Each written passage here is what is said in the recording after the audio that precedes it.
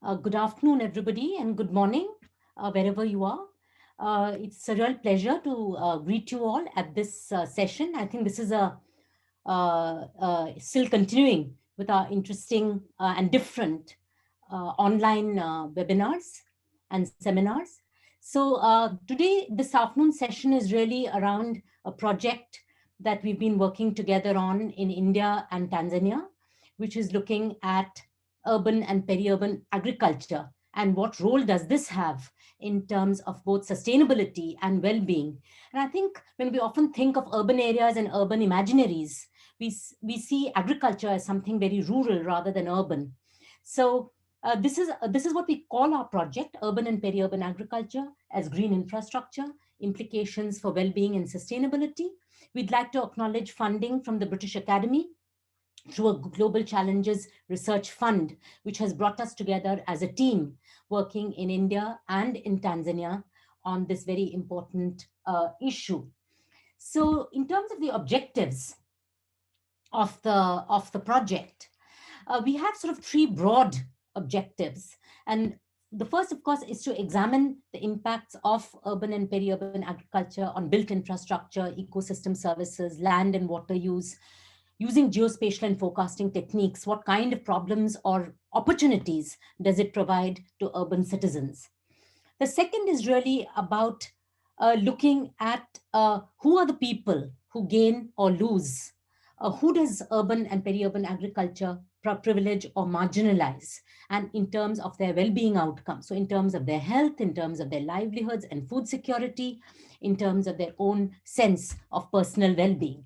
And finally, there is a practical element to this project, which is really to co-develop and test strategies that can lead to urban sustainability. We hear a lot about overcrowded cities, unemployment, poor food, obesity, and other kinds of diseases due to lifestyle. So how do we actually develop strategies to change this?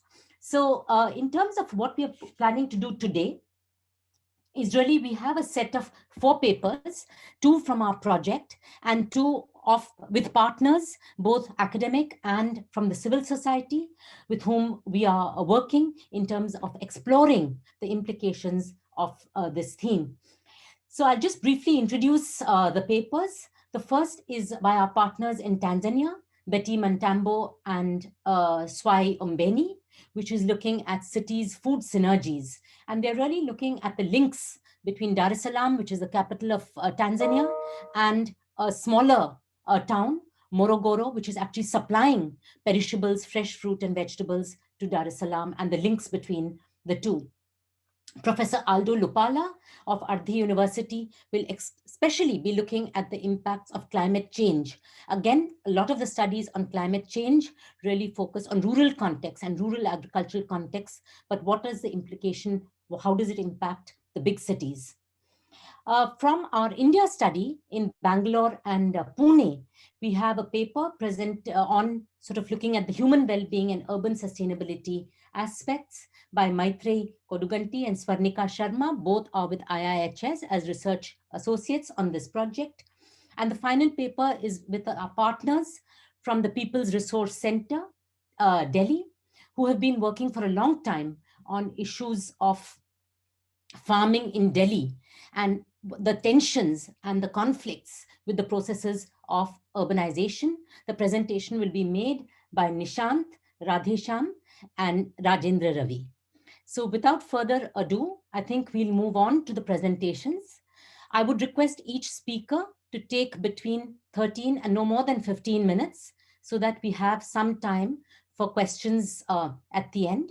I would request all the audience to please write in your questions, but we will have about half an hour for discussion towards the end of the session when all the speakers will be available to respond to the questions. Welcome all and hope you enjoy this session. Yeah, welcome to our presentation, which is titled Cities, Food Synergies, Case of Urban and Peri-Urban Agriculture Production and Supply between Morogoro and Salaam, Tanzania. This is an ongoing research which is done by Dr. Mntambo from Open University of Tanzania and Dr. Ombeni Swai from Ardhi University. The presenter will be Ombeni Swai from Ardhi University. this study investigates the food synergies between the two cities by focusing on production, supply chain, institutional framework, challenges, and opportunities that are associated with the urban and peri-urban agriculture in the two cities. Specifically, the study intends to find out the dynamics of UPA, the actors who are dealing with UPA, the interdependence of the two cities, as well as to check whether the role played by the UPA in terms of environmental conservation or degradation is worth noting. The study applied qualitative research methods, especially semi-structured interviews for different stakeholders, which was conducted during site visits, stakeholders mapping, pilot study, desktop-based and literature, and policy review, as well as stakeholders workshop. In terms of the literature, shows that urban and peri-urban agriculture has been a practice in Tanzania for the past decades. And it has expanded during the time of economic crisis in most of African countries in 1970s, when the governments encouraged people to grow food in the backyard of their houses as well as open spaces. The factors that, according to the literature, have necessitated the people in urban to engage in urban agriculture include the spike of food prices in the past years, the increase of low income in urbanites, the unemployment in cities, the increase of literacy on healthy and organic food in cities. Also, literature continues to show that UPA is practiced for subsistence and commercial purposes. UPA is an economic activity which can be combined with other urban activities such as formal employment and income generating activities. Also, literature shows that UPA in Tanzania is located within the informal sector activity. Thus, it is unregistered and it relies on indigenous knowledge. And for that reason, the government support is limited, especially for intra-urban crop farmers. Literature also shows that the urban farmers form a mix of social groups. In the past, it was seen as the activity of rural migrants, but currently it is noted that urban farmers have been practicing for more than 10 years. Also, literature shows that the food supply and distribution system to cities are a complex combination of activities, functions, and relationships, which includes production, handling, storage, transport, process, package, wholesale, and retail. And this enables cities to meet their food requirements. The study involved two sites. The first site is Salaam city, which is located along east coast of Tanzania. And it has a land area of 1,393 square kilometers with a population of about 6 million people. The population density is about 3,100 people per square kilometers, where major activities include service industry, commercial, fishery, transport, construction, mining, etc. Salaam is among the fastest growing cities in the world, and also it has high population, which is coupled by urbanization, and which has caused serious challenges to the growth of surrounding areas. The second site, which is Morogoro, is located within Morogoro region, and it covers about 540 square kilometers. Population is about 400,000, but is still growing. And it is estimated that 65% of the people in the municipality live in unplanned settlements, where major activities includes agriculture, commerce, mining, etc. Practice and actors of UPA in both sides shows that UPA is practiced as a major source of income, supplementing income in households, forming part of the diet, healthy practice, and as a social activity. People engage in UPA in different scales, including small, medium, large, and this is based on due to population size, socioeconomic profile, and location of where this UPA are located. Different types of UPA, such as livestock keeping, crop, and the horticulture, floriculture, aquaculture, urban forestry, etc. are practiced for different locations. Urban agriculture is a practice on public and private owned land, also in planned as well as unplanned high density areas, which includes home gardens and open spaces. It is also practiced by low income, landless, up to middle and high income earners.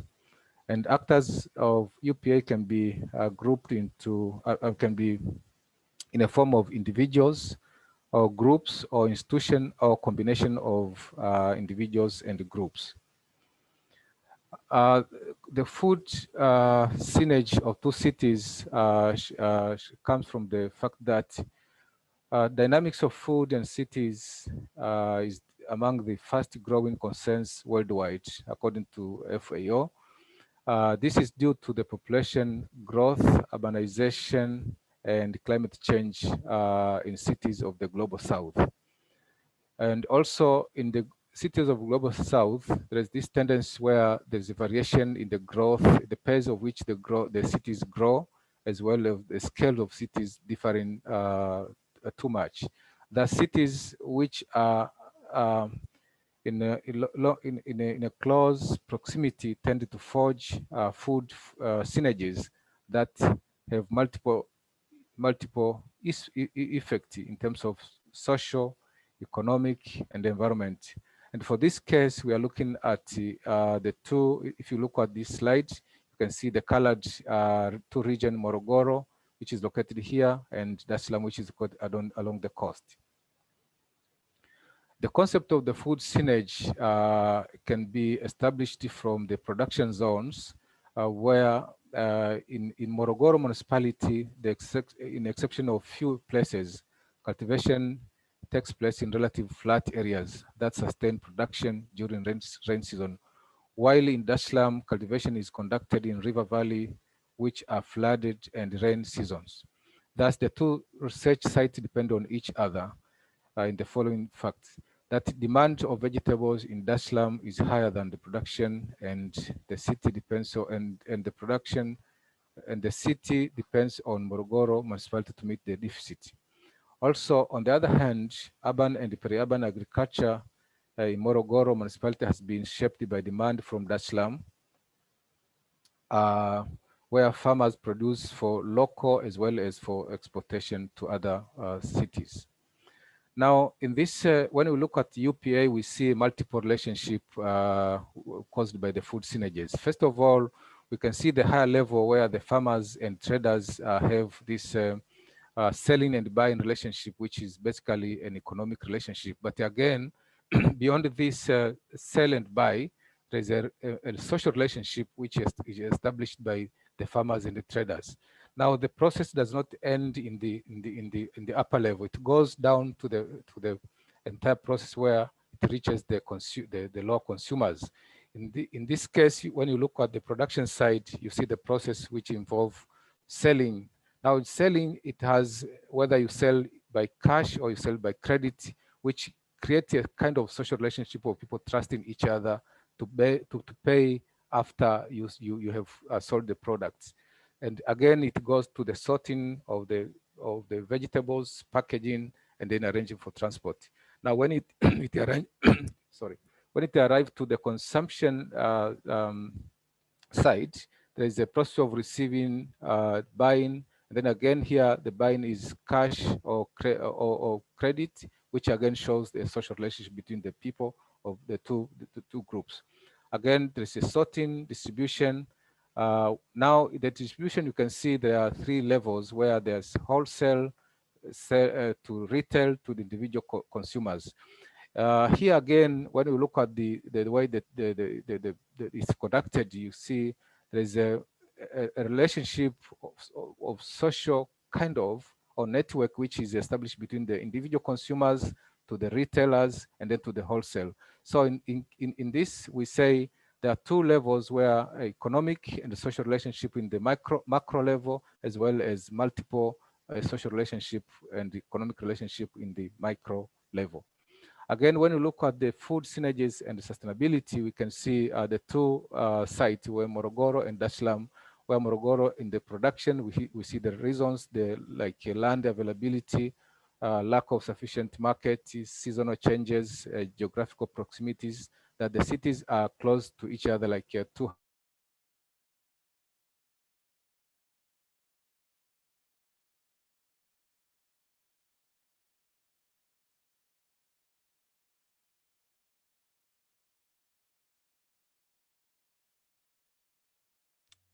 We seem to have lost Swai's voice.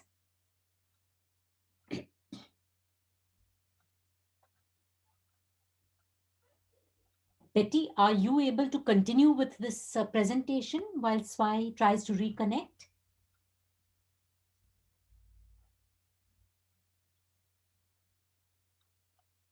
Ah, there he is.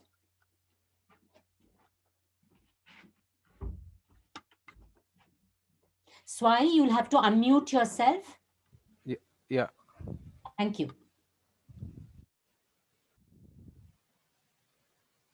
yeah.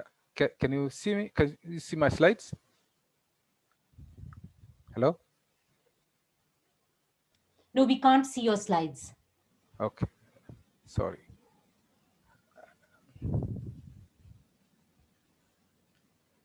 Yeah, Yes, thank you, Swai. You can proceed. thank you. Okay.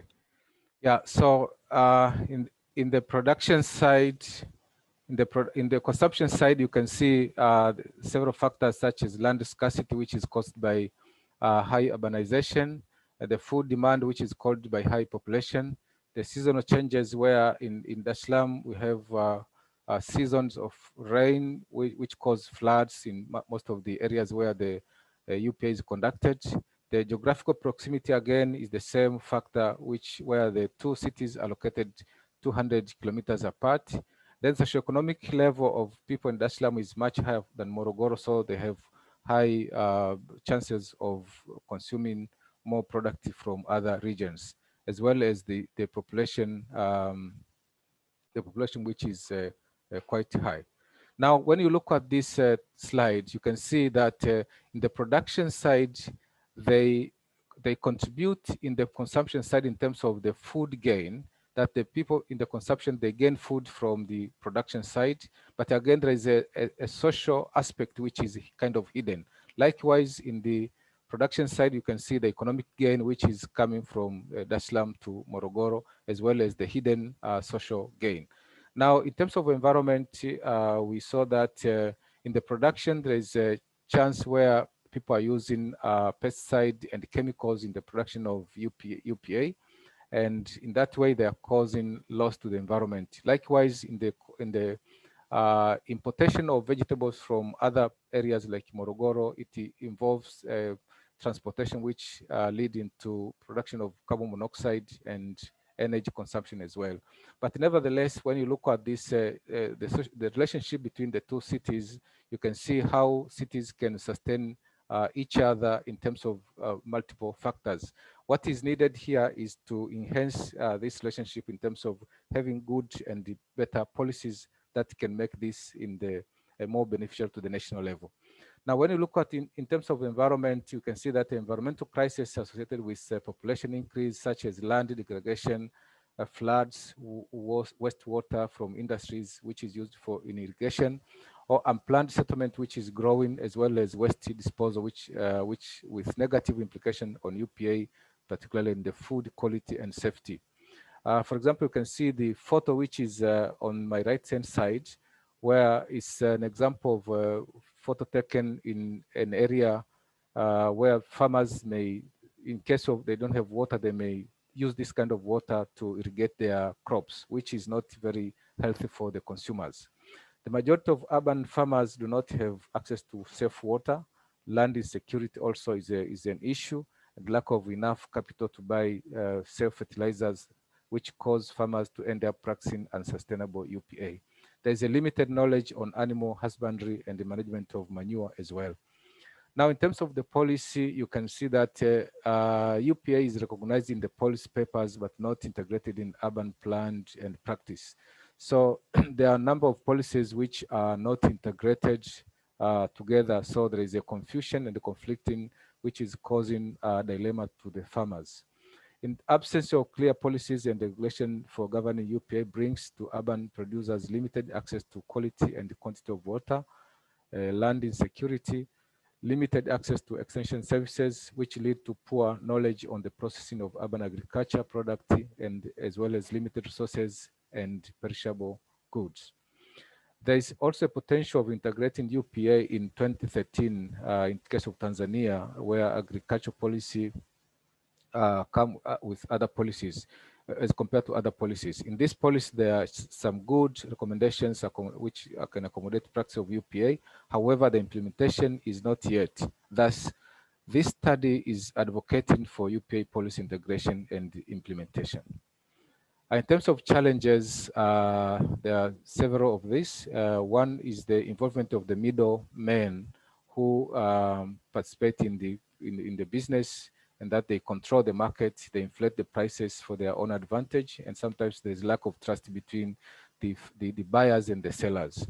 And then there's a challenge in terms of lack of clear policy that protects the farmers on like how much they should grow, how much they should sell, and so on and so forth. There's lack of consumer quality control institution which could assure or ensure the quality of food which is produced by the farmers. Then there's a challenge in terms of poor storage facilities, transportation cost, and environmental pollution, as I said earlier. Farmers with few plots cannot also afford to supply to a large scale. And in terms of opportunity, we say that there is a high opportunity mainly for leafy vegetable growers if the UPA synergies of the two cities can have clear policy to control it. In terms of conclusion and recommendation, the study shows that UPA contribute to food availability, provide employment and income, build social networks, create food security and nutrition of urban dwellers that sustain in cities in multiple aspects. Again, we see that the study from the two cities show that in future, the synergies of cities in terms of food, energy, economy, and many other aspects will have to increase in order to sustain cities against other forces such as climate change and urbanization. Again, the study calls for policy advocates to recognize and integrate urban planning and to integrate UPA policy in urban planning and the management. We acknowledge as a team highly to British Academy, who has been the financer in terms of financer in terms of consultative support as well as financing of this study. So we really appreciate for their contribution, and we promise to continue working on this to get some very good results. Thank you very much.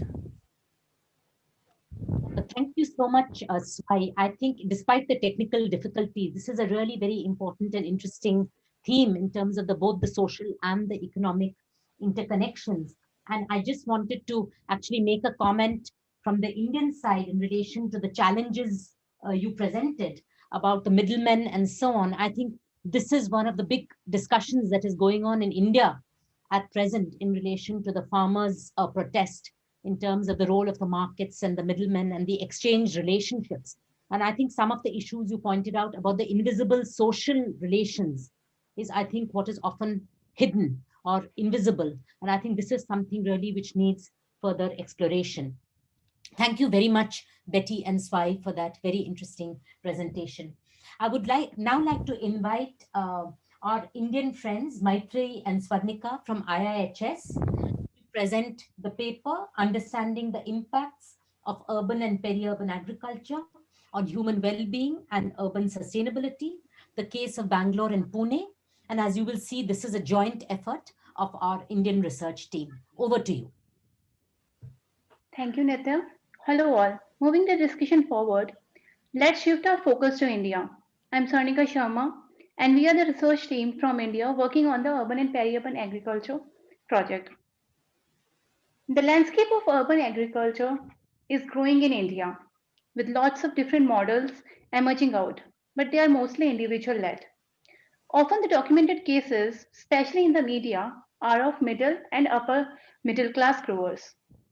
Also, There are some emerging models of community farming where people can rent space in and around the cities. Of late, technology is also playing a key role in enabling urban agriculture in multiple ways, like in farming through hydroponics, aeroponics, in learning through sharing of ideas over social media platforms, or to provide services like Urban Mali Network in Bangalore, which is connecting growers to skilled gardeners. In the global literature on urban agriculture, there are various strands of research discernible. Many papers discuss urban agriculture as a way to meet multiple sustainable development goals simultaneously, like food provisioning, improving household nutrition, or by generating income. Another strand of research discusses how urban agriculture can lead to well-being outcomes, like people's perception of quality of life, health benefits, bringing neighbors closer for sharing, increasing environmental awareness, and all of these have been documented in different parts of the world. By looking at the growth trajectory of cities in Asia and Africa, practical insights on food security and local food systems emerges as the need of the hour. In this project, we attempt to map the outcomes of urban agriculture in India to fill this gap and examine whether it can be viewed as essential green infrastructure in cities. These are the two cities we are looking at, Bangalore and Pune. In these cities, our focus so far has been on urban and neo-peri-urban agriculture and not traditional farming in peri-urban areas. The issues and opportunities that these Indian cities pose for sustainability is evident. In both the cities, urban agriculture is a growing trend. In a progressively concretizing world, the active network of people practicing and promoting urban agriculture are of immense research interest. Understanding the link between urban agriculture and urban sustainability in Bangalore and Pune can prove to be a starting point for a nationwide policy engagement. The overarching question guiding our research is how does urban agriculture contribute to urban sustainability and well-being outcomes? To answer this question, we are assessing the contribution of urban agriculture to particular sustainability indicators. Second, we explore how urban agriculture is socially and spatially differentiated and privileges or marginalizes certain people and groups with varied human well-being outcomes. Here we examine material well-being, subjective well-being, and relational well-being. Third, we review national and city policies to identify entry points for recognizing and mainstreaming urban agriculture in urban sustainability initiatives. In the coming months, we will also examine case studies on particular themes like rainwater harvesting, solid waste management, seed keeping to map out lessons from these ongoing practices and innovations. One key aspect of our approach is that it is multi-scalar, where we understand city dwellers as nested within wider dynamics of their neighborhoods and wards, moving up to the city as well as the country. At each level, there are a range of actors and institutions that work directly or tangentially towards shaping urban agriculture practices and outcomes. So, how are we planning to execute this? This work draws from a range of methods, which we have amended along the way given the pandemic. In the first quarter of 2020, we had plans to visit multiple practitioners in both the cities. But as the lockdown came into force, we shifted online. We had to reorient our scoping visits and exploratory key informant interviews in tune with the new normal. We ended up doing about 50 key informant interviews online to get insights on who is doing urban agriculture, what types of practices do they engage in, their motivations, barriers, and how COVID had changed things. While moving the field online brought its own set of challenges, we were also benefited in numerous, often unexpected ways. So far, the shift to online interviewing has meant that our respondents have been typically middle and upper middle class. While this is an important demographic practicing urban farming, as travel restrictions are easing, we will be extending the inquiry into low income settlements in the coming months. In parallel, we conducted a policy review at national, state, and city levels to identify policy gaps and entry points. And now we are launching a multilingual online survey to capture broader trends. Today, no one has a good estimate of the scale of urban and peri-urban agriculture practitioners, and thus we have taken an exploratory and snowballing approach to this survey. My colleague will discuss more about the survey later in the session. Finally, the larger team is also conducting geospatial analysis to map how urban land use has changed in these cities and then project future changes to examine where and how urban and peri-urban agriculture can be scaled up. Today, though, we are only presenting findings from our semi-structured interview with 50 key informants. To begin with, we conducted a systematic literature review, and from the review, it was clear that there are many gaps in the existing literature in the global south, especially in terms of contribution to well-being of both humans and environment. However, from an ongoing systematic review of the literature, we find that this empirical evidence is heavily skewed towards North American and European cities, leading to theorization on urban agriculture benefits that do not consider and understand the conditions, motivations, and barriers to urban agriculture in southern cities. The literature focuses on urban green spaces, defined narrowly in terms of forest cover, parks, and playgrounds. There is limited literature recognizing urban agriculture as green infrastructure, and the well-being outcomes are not captured efficiently. Rarely, the agricultural policies in India focus on urban and peri-urban regions, even though the possibility of integration exists in several sectors. At a city level, the horticulture department has taken some lead in cities by providing necessary support like gardening kits, grow bags, etc., for interested residents to start with urban gardening.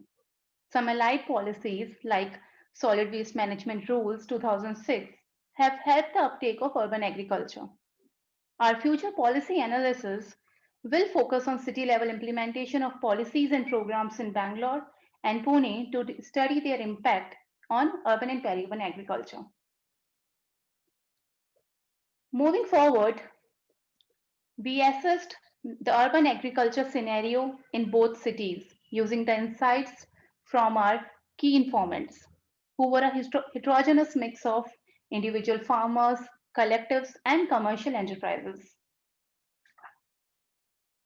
Looking at the scale of urban agriculture, we found that many of our key informants were home gardeners at an individual or household level.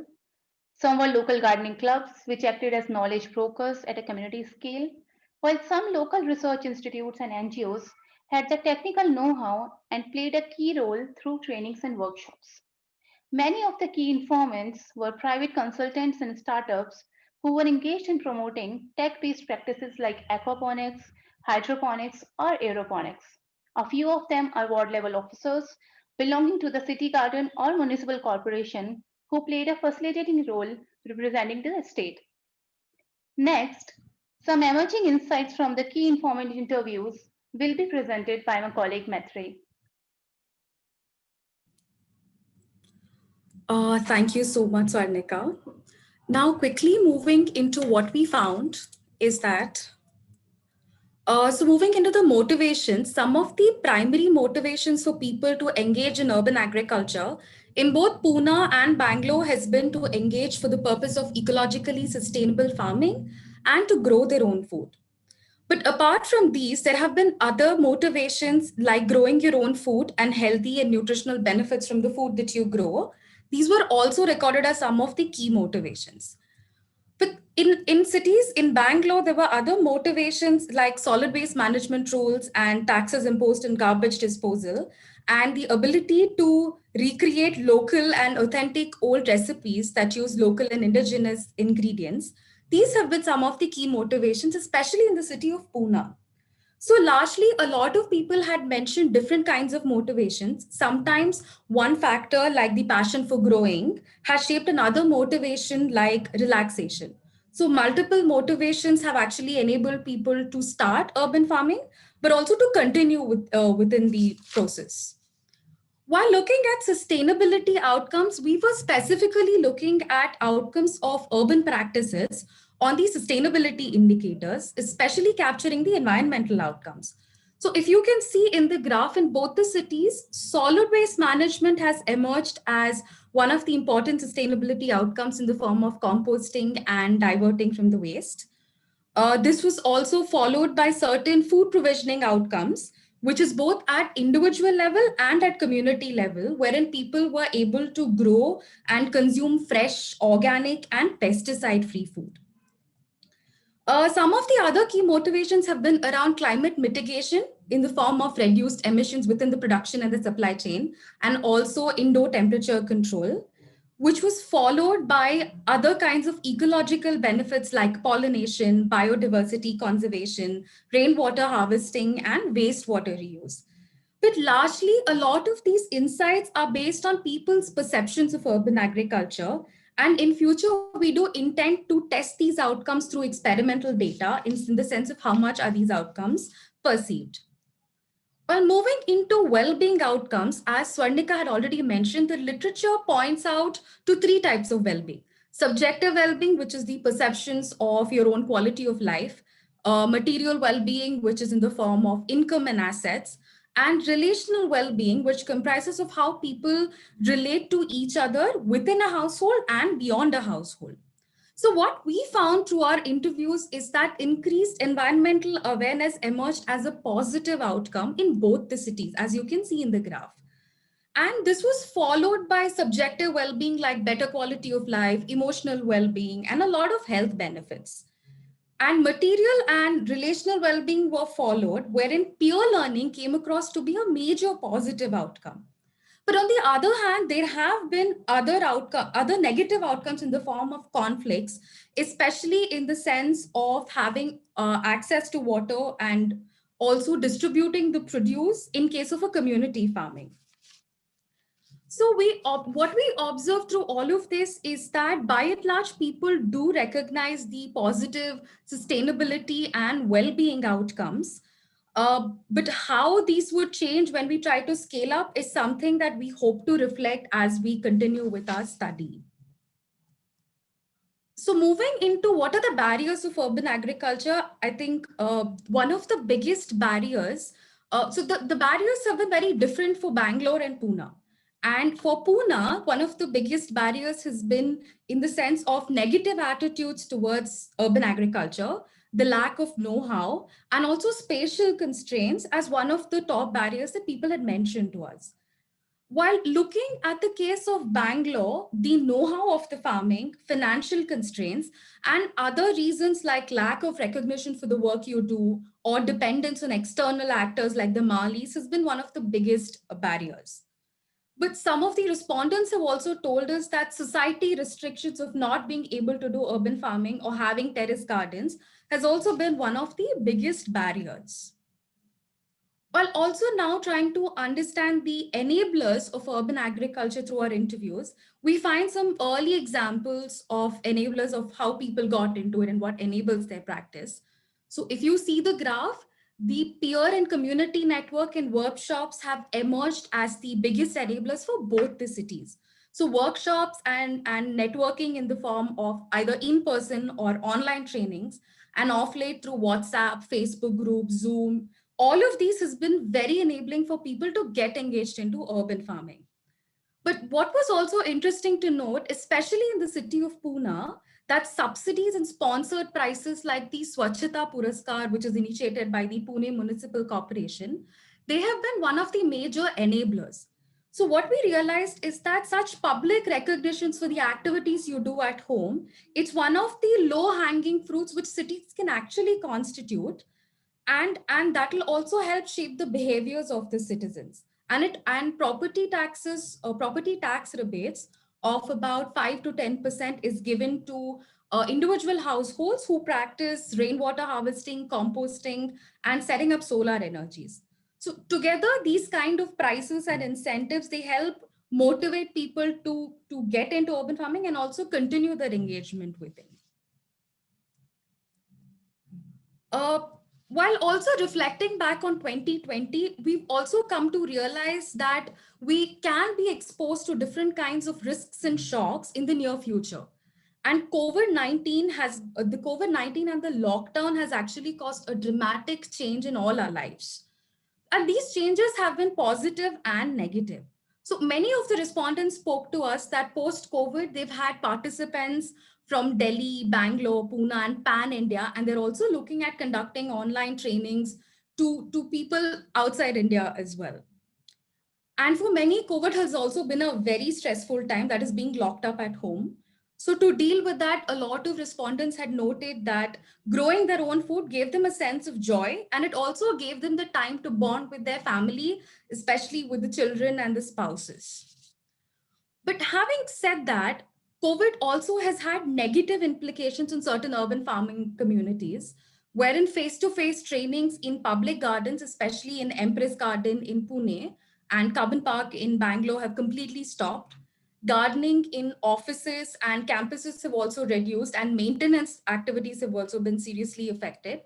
One of the school teacher lamented that they could not go to the school to maintain the plants, and a lot of the plants dried up, which was very painstakingly brought up and grown by the students. So through these initial observations, we can say that urban agriculture does offer some respite to coping through providing localized food supplies and also relieving mental stress. But such tangible and intangible benefits of urban agriculture are very critical to acknowledge, especially at this point of time when we are trying to move into a more sustainable and a climate-proof urban future. So very briefly, we've attempted to forge the links between urban agriculture and the SDGs, and a lot of responses have been towards SDG 3, which is good health and well-being. But this is something very ongoing, and perhaps it's a little early for us to make these links, but we've attempted to do that. So to just summarize the discussion, we started off with the question on how does urban agriculture contribute to urban sustainability and well-being outcomes. So we sequentially traced on who are these people, what are the practices, what have been the motivations, the barriers and the enablers. So very quickly, who are these people? They have been home gardeners, gardening clubs, private setups, NGOs, and the range includes from WhatsApp groups to formal gardening groups. While looking at the outcomes, the sustainability outcomes have been on solid waste management, food provisioning, climate mitigation, and ecological benefits. On the well-being side, we looked at increased awareness, peer learning, better quality of life, and health benefits. And as Swarnika had already pointed out, the current urban policies do not recognize or support urban agriculture despite the presence of different entry points. And this is a critical gap given that we've already traced the multidimensional outcomes of urban agriculture. So some of the open questions for us within the research team is that, can urban agriculture be scaled up to meet climate goals, example, lowering the food miles or reducing the waste that's sent to landfills? Or can urban agriculture be scaled up to meet the sustainability goals, especially food provisioning? Or whether it should be, because at the moment we realize that it's successful because it's at a local scale, and perhaps scaling up might actually disrupt the close-knit communities of practice. Whether this happens or not, this is something for us to really think about. So to summarize, overall urban agriculture is a key tool in a range of other interventions that have synergistic climate change, sustainability, and well-being outcomes, making it crucial for a sustainable and inclusive urbanization. So I'd like to wrap our discussion there, and we'd like to, so there's a larger research team in India who are working on this, and we'd like to thank the British Academy because we work under the project. Thank you, Maitreyi. I'm sorry to cut you off. Actually, we are running a little bit late, so I want to give time to the other speakers. I think we'll move to the third presentation. I think we'll go back to Tanzania, and I'd like to welcome Professor Lupala from the Ardhi University, and he's going to particularly give us some insights on the impact of climate change on urban agriculture. So I think Professor Lupala, some of the preliminary context and so on has been provided by Dr. Swai and Betty. So I think if you could focus in your presentation on the impacts of climate and climate change on urban agriculture and really the two-way relationship between them. Over to you. You'll have about 13 minutes. At 13 minutes, you'll get a message, and we'd like you to finish in 15. Thank you so much.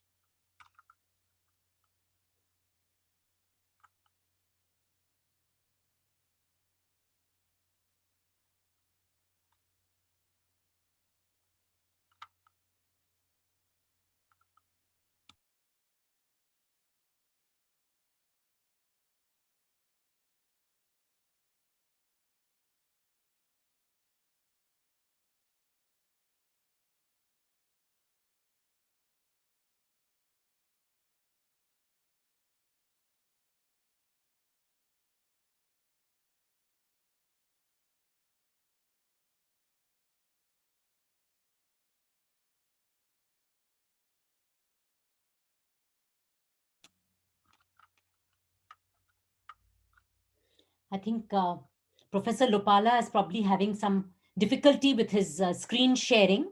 Do you want to sort it out while I go to Nishant, Professor Lopala? Or are you okay to go? You'll have to unmute yourself. We need to see your slides. We've got your screen. Yeah, that's right. Yeah, we can see your slides now. It's gone again. If you could click on your PowerPoint, please. And if you could click on slideshow, yeah. Thank you very much. You can unmute yourself, Professor Lopala. Do unmute, yeah. Can you hear me? Can you hear me? Yes, we can. Please go ahead and welcome. Thank you very much.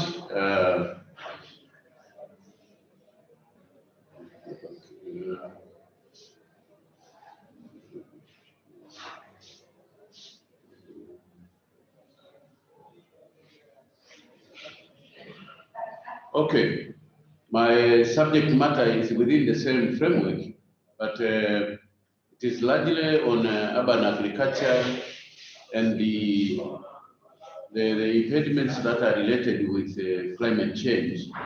And of course, I'm taking a case of Dar es Salaam. And now that you are saying, my colleagues have said something on that. I have to focus on a few slides that will demonstrate more on the climate change. This is the outline of my presentation. I'll say something on the methodology, climate change, effects on urban agriculture, a bit of results, findings, and coping strategies by the operators. Yeah, the research was conducted jointly between among 3 universities, Ardhi University, University of Dar es Salaam, as well as Sokoine University of Agriculture, a couple of years ago.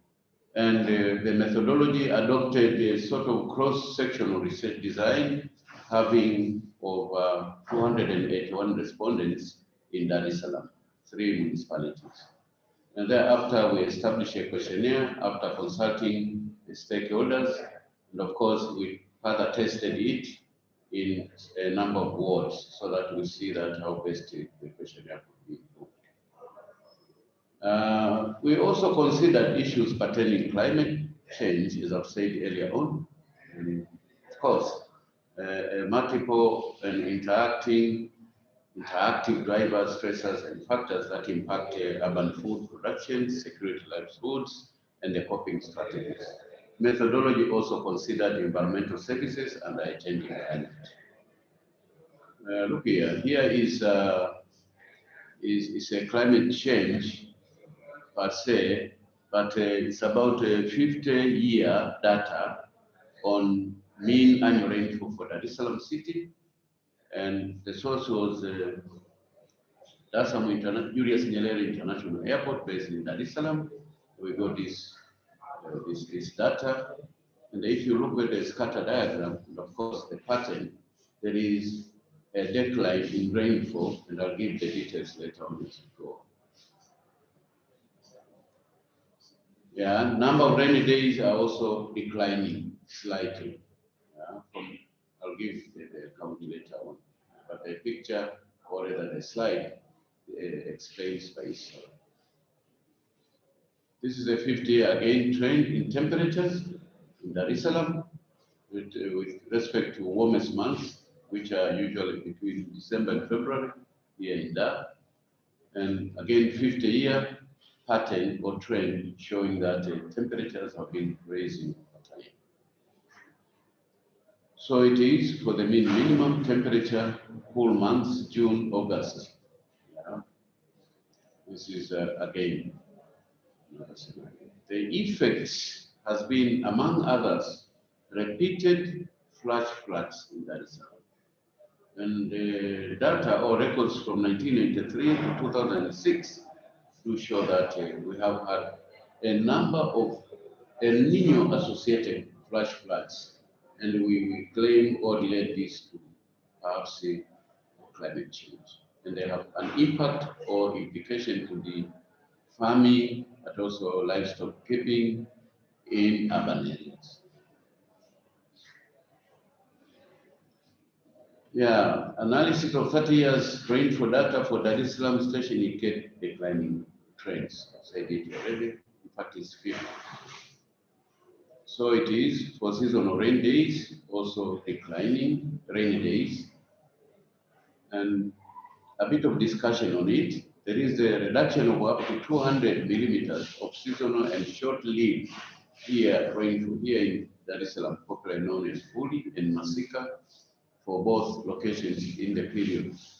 We had Kisarawe, which is an immediate town. It's an urban fringe of Dar es Salaam and the center of Dar es Salaam, picking that up from the biggest international airport, which is now part of the urban built-up area, more or less. Woody rainfall poses more variables than the Masika rains, and this poses greater risk to farmers who depend on woody rains for crop production. In the past, farmers could rely on these short rains, but nowadays you can plant or you can start the farming and you cannot yield or get a yield because the rains by then no longer gone. So short periods of the short rains has affected largely, and they have no alternative of doing irrigation. Therefore, woolly are no longer or increasingly over time becoming less useful to the urban farmers.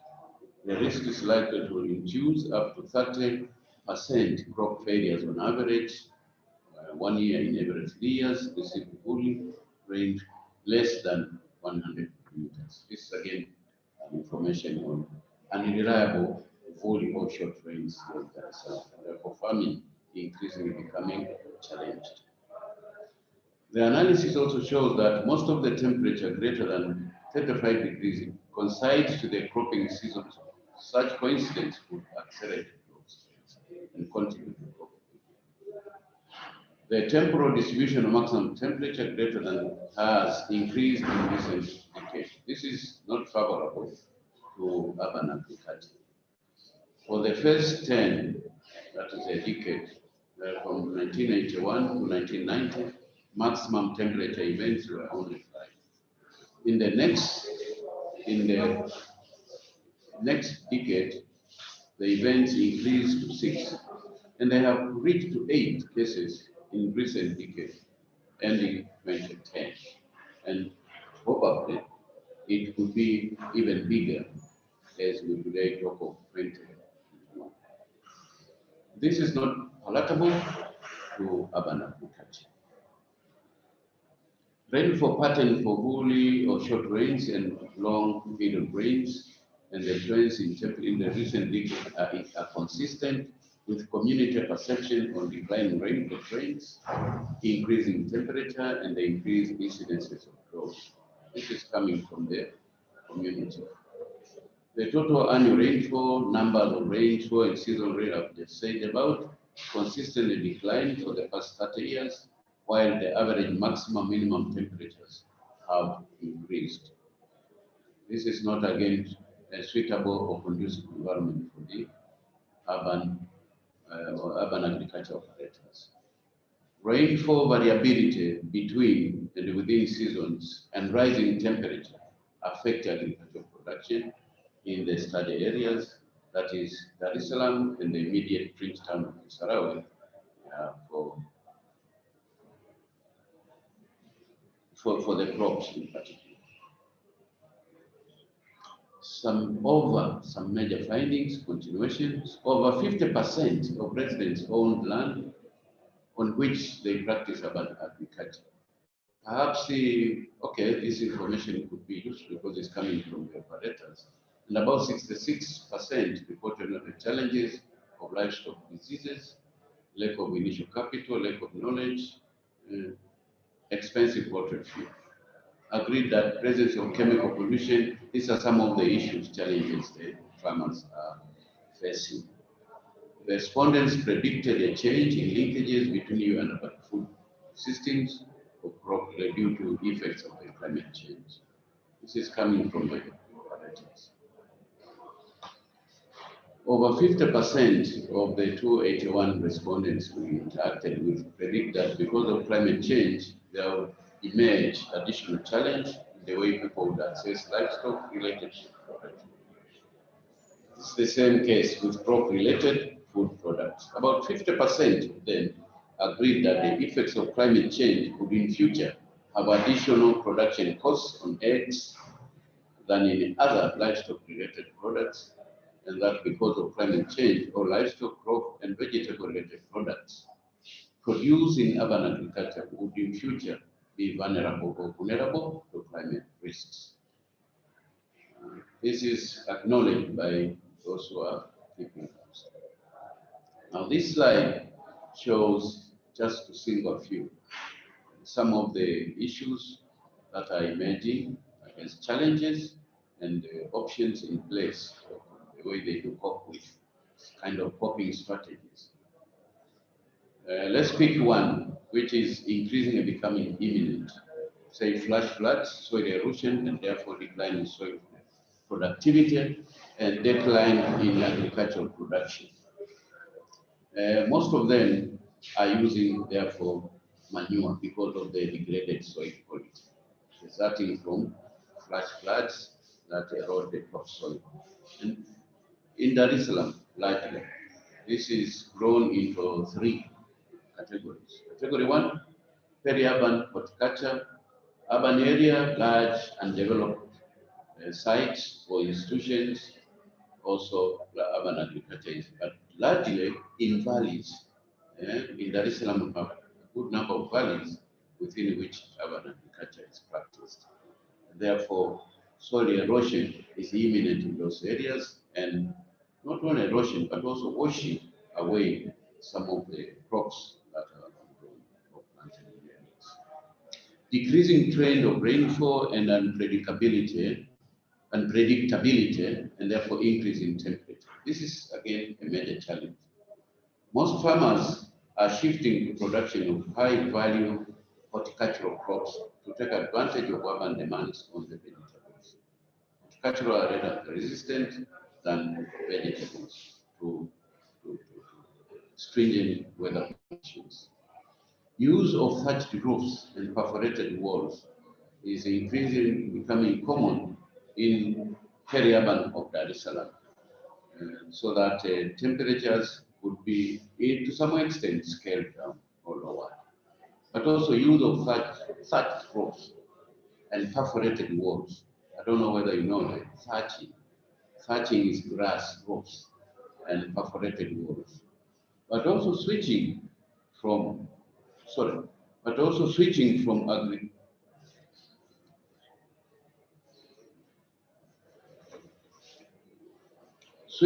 agriculture to from keeping poultry to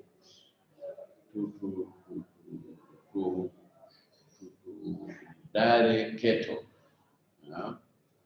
It appears somehow they can manage keeping cattle more than keeping, say, poultry or chicken for eggs, layers in particular, largely because you cannot get good products under stringent conditions of weather with a chicken compared to cows. But they also do spray water on top of the roofs, etc., etc. It's a way of doing strategy. Otherwise, I thank you very much, our coordinator, and thanks for bearing with me coming late because of some technical problems. Thank you very much, Professor Lupala. I think that was very interesting that you pointed to the impact of both the rising temperature trends and rainfall variability and unpredictability, as well as the flash floods that come into urban areas as important issues to think about in terms of their impacts on urban and peri-urban agriculture. I think, as I said in my introductory remarks, often we think about climate change and agriculture more in the rural context, and we don't recognize the specific problems of urban and peri-urban farmers. in terms of climate change. And of course, this is something which is confronting all of us at present, and we need to give it serious attention. Thank you very much for your presentation. I I can would, understand. if you could stop sharing your screen, Professor Lupala.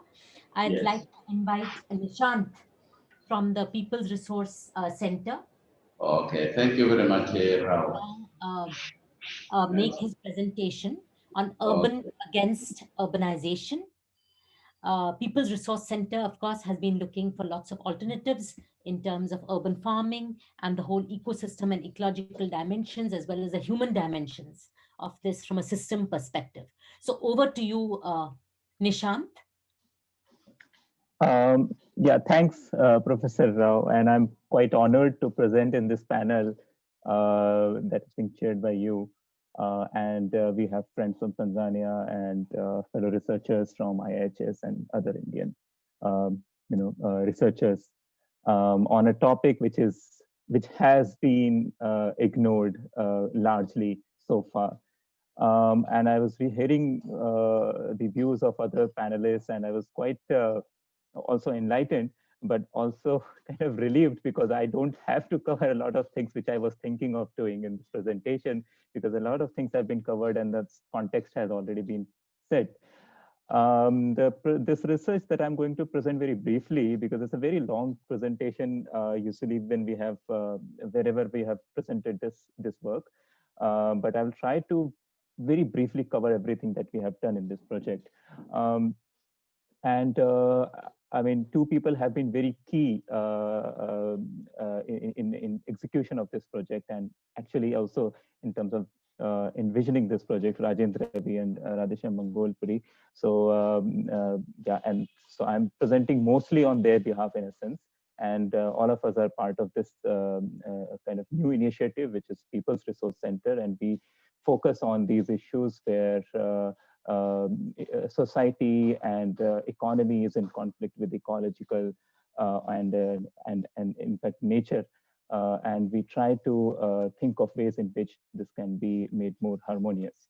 So coming to my presentation and our research, and as I said that the context has mostly been set, but just to highlight the key elements of our approach and our framework in this study. First of all, we understood urbanization itself must be problematized, and there cannot be any reconciliation or a green urbanization or something of that sort. So with that kind of understanding, we looked at the ways in which the biggest of the mega cities in the world, Delhi, which has humongous population as well as humongous ecological footprint, and can we think of an alternative to or systemic alternative to urbanization that this mega city has seen? And in our interaction with a lot of people who have been living in Delhi, and in our own team, we understood that in large parts of in Delhi, in large parts of Delhi, uh, uh, and not just in the villages, but also in the areas which could be considered urban, part of urban Delhi, many people are doing farming and cultivation and farming related activities, which is usually ignored when we talk about urban farming. We usually talk about cultivation alone. And as I will show in the later part of the presentation, animal rearing and fishing and etc. is also very much happening in a city which is kind of synonymous with a destructive development model. And second thing we thought about when we tried to frame the research for this project was to question this whole linear thinking in which the city continues to grow outwards, continues to grow. In fact, now it is going upwards and downwards and inwards and everywhere. And it continues to grow, and growth only means concretization and concentration of very harmful economic activities, and in that sense, extraction of not just natural resources, but also of labor, but also of knowledge, which is with the people and has been nurtured over the traditional over traditions. So all of that is at risk, and that is bringing in this whole alienation at a very large scale, a disconnect from the vital social ecological processes that have made, in fact, the cities possible in the first place. And what that has done is it has led to absolute dissipation of control over the things that matter. For example, the food itself. And in what ways we produce the food, in what ways we get to consume the food, and etc. and etc. And in what ways we create what is called as waste or something that is valueless for the urban society.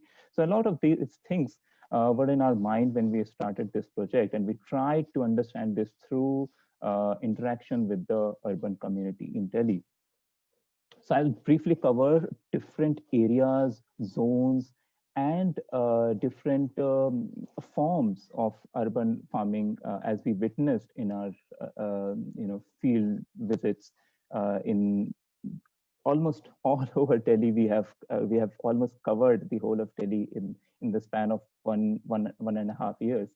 And I will start with the most interesting area in Delhi, which is in the master planning language, it is called Zone O.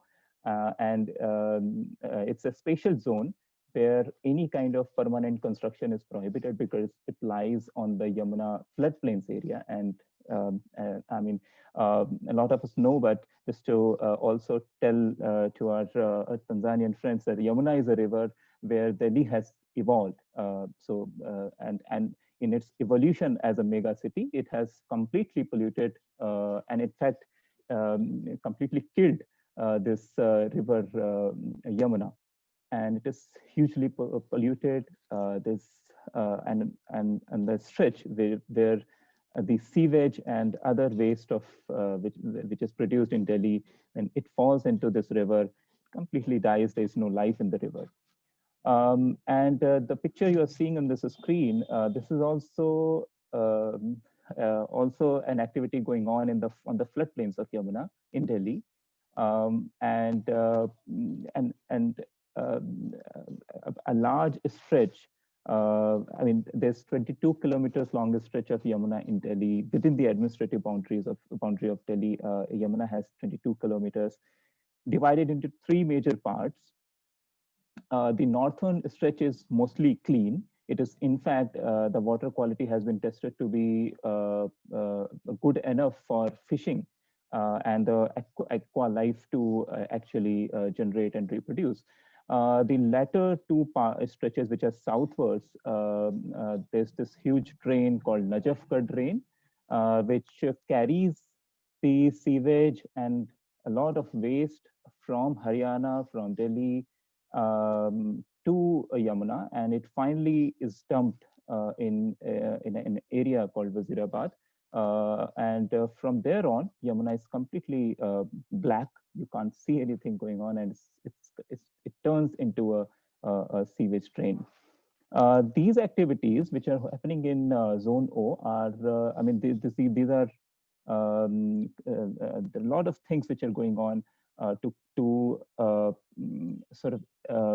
stop these activities. First of all, there is this National Green Tribunal case for rejuvenation of Yamuna, which is going on.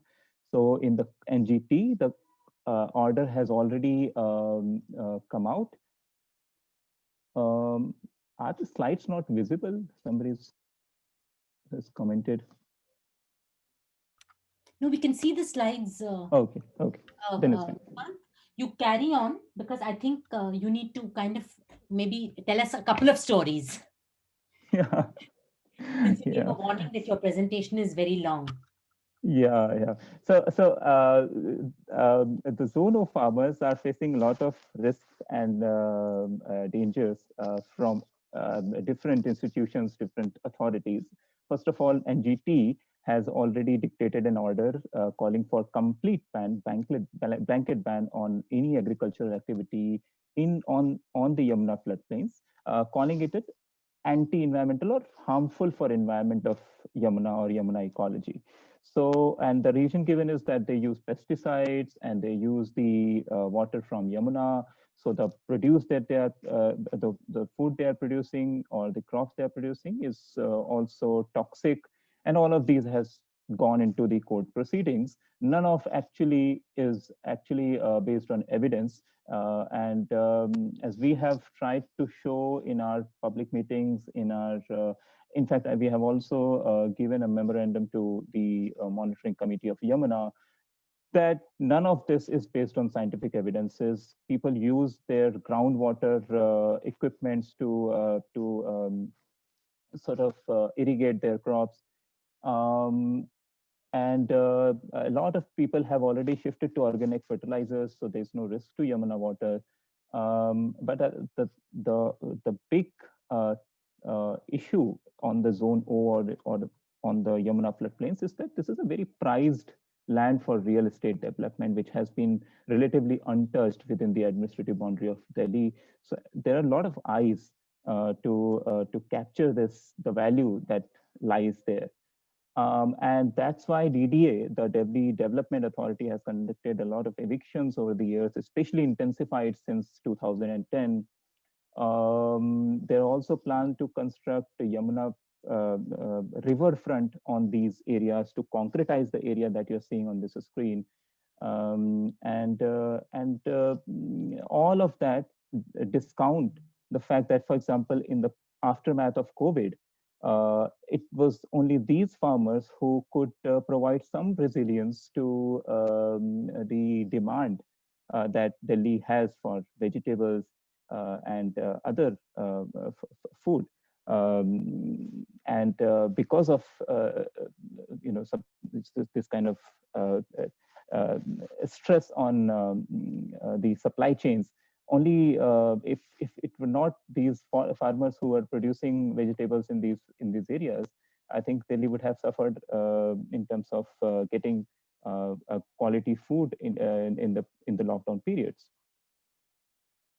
I will move to the other kind of the geography of urban farming in Delhi, which is in peri-urban areas. So there are many areas in the master plan of Delhi, which have over the years converted into urban villages, what we call as urban villages, which are not very, which have not been provided any civic amenities in a sense, but they have also lost their rural character.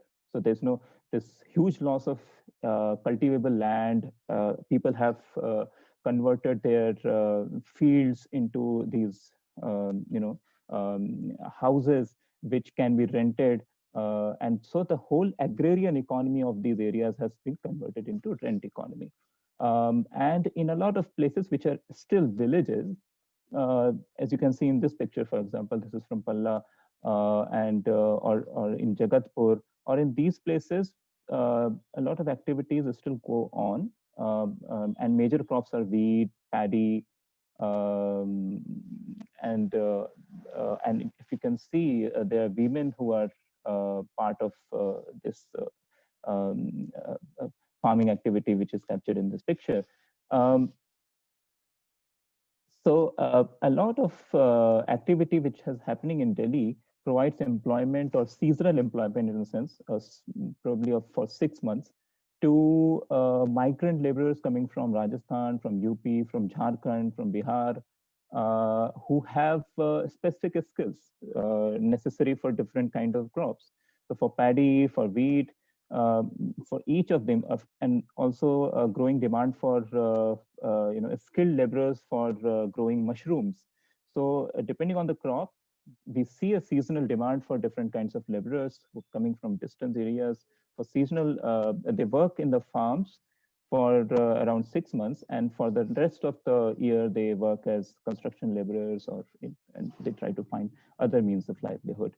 And I think it is quite consistent with the international literature that in the urban farming activities, we see a lot of women participating as a workforce, and especially as farm laborers.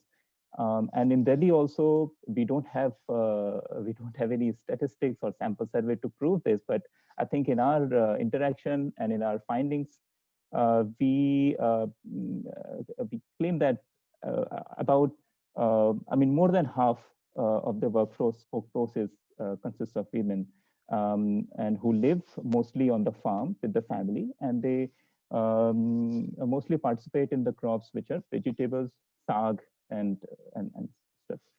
Um, and as I said, the urbanization has brought this into a very direct conflict on the farmers who have been, living in these areas which are now peri-urban areas in Delhi. And now their younger generation is mostly not participating in the traditional farming that they used to do.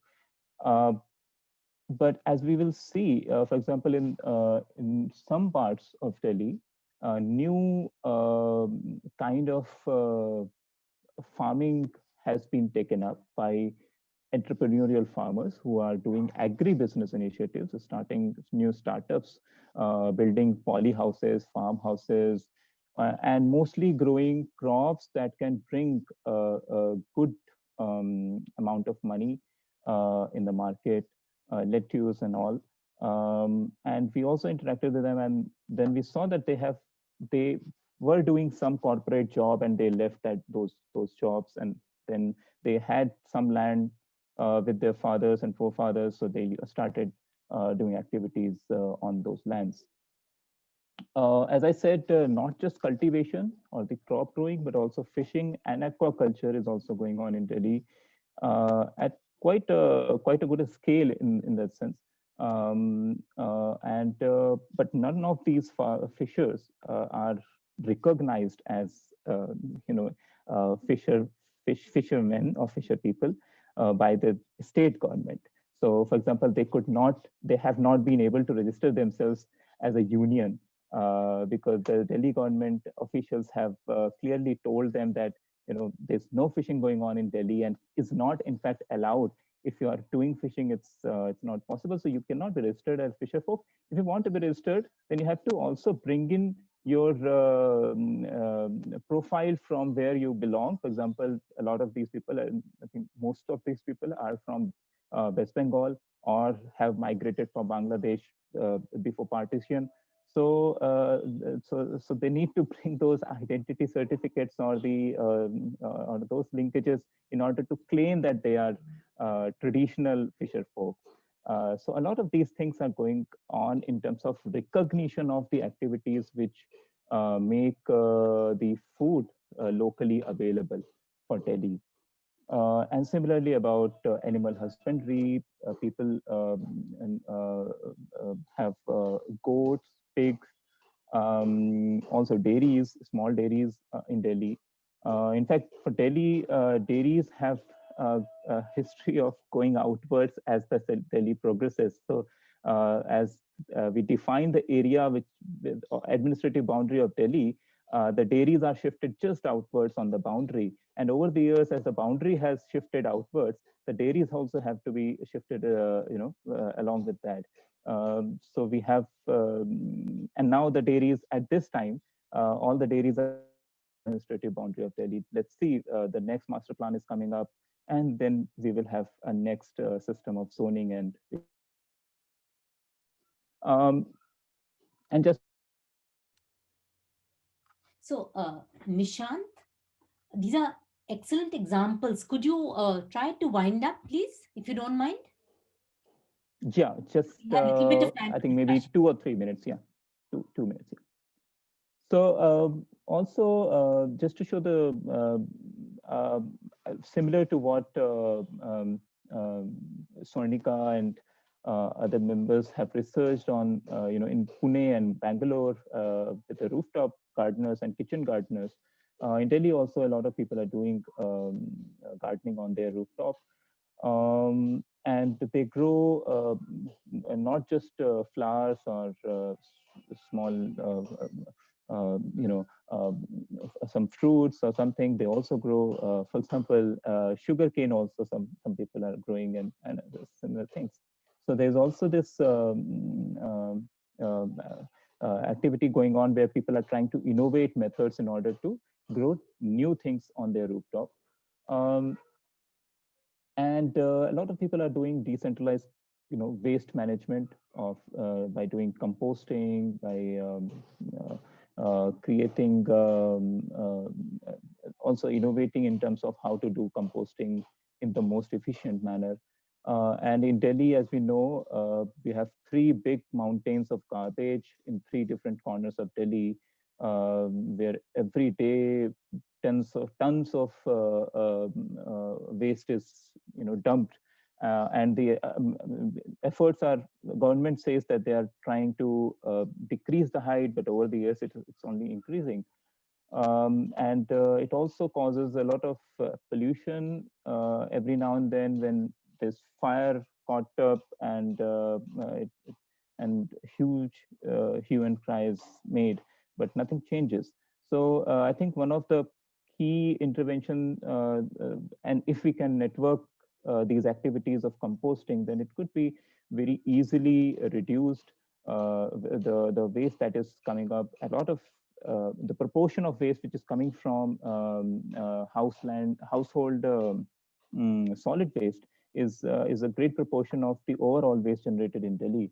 So if the composting and the decentralized composting of waste can happen, it would be a big benefit.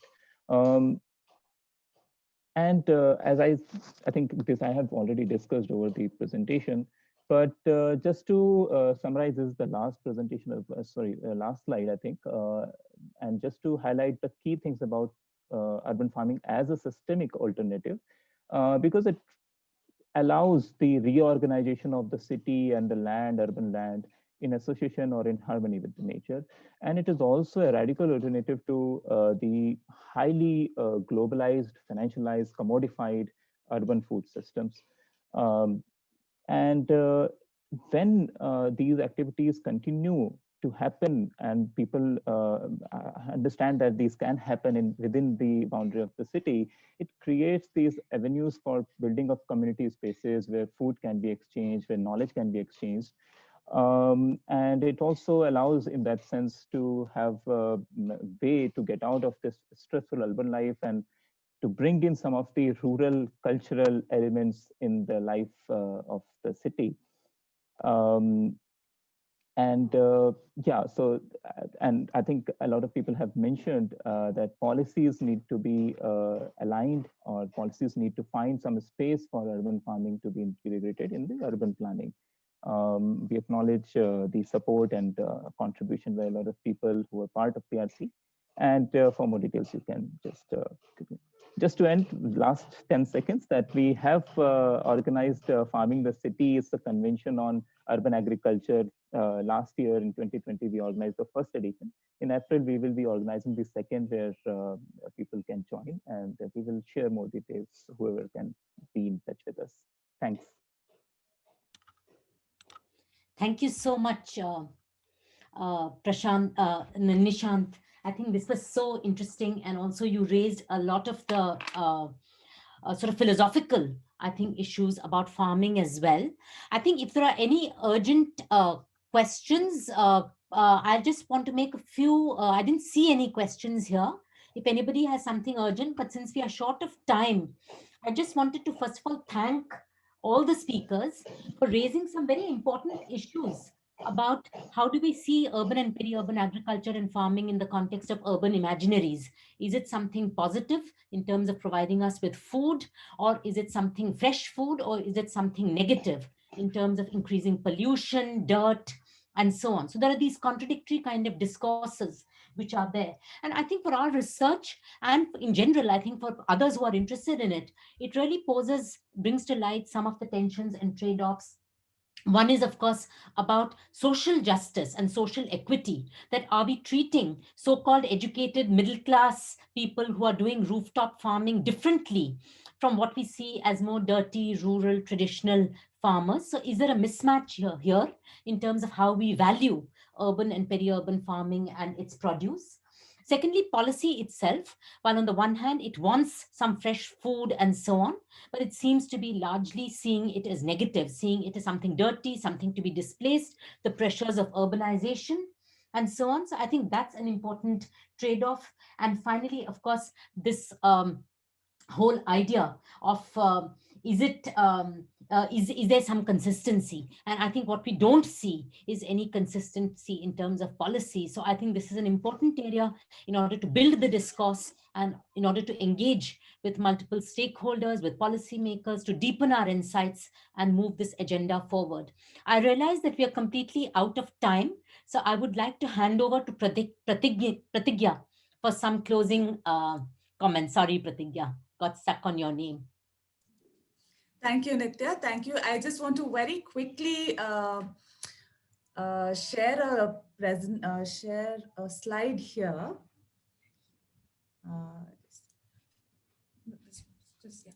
Yeah, so basically, I just want to draw all the participants' attention to this online survey that we are launching today on urban and peri-urban agriculture.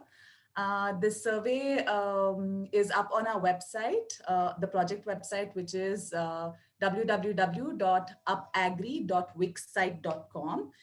This is a multilingual online survey to collect inputs on urban and peri-urban agricultural practices.